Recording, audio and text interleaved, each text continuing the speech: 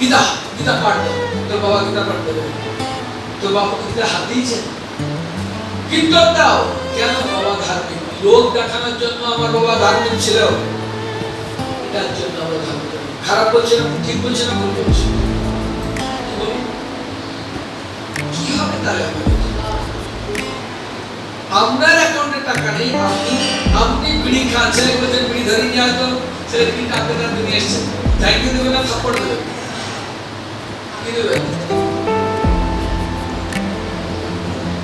কি জানি, আমাদের এখানে খুব হিন্দু বলে চিল্লাচ্ছে, সবাই হিন্দু বলে। কোথাও যাবে তুমি? কোথাও যাবে? আচ্ছা, বৃন্দাবনের মতো লাগছে তোমার একদম পুরো,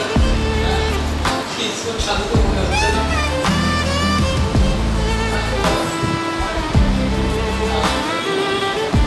বলো হরে কৃষ্ণ। কি বলছিল?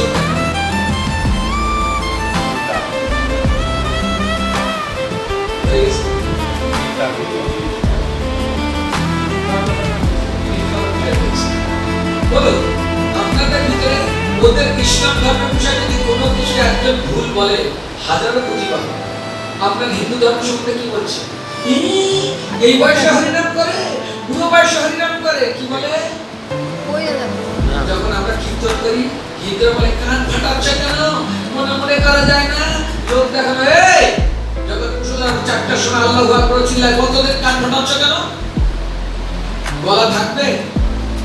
যখন কালী পূজা, দুর্গা পূজায় কান ফাটিয়ে বাজাচ্ছে, কতদের কান ফাটাচ্ছ কেন? বলার ক্ষমতা আছে? যখন ইলেকশনের পার্টিরা চিল্লিয়ে ফাটিয়ে দিচ্ছে পুরো মার্কেট, বাচ্চাদের পরীক্ষা কি অপরীক্ষা কিছুই নেই, বলতে গিয়ে কান ফাটাচ্ছ কেন? আর যে হরিনাম করছে কান ফাটাচ্ছ কেন? মনে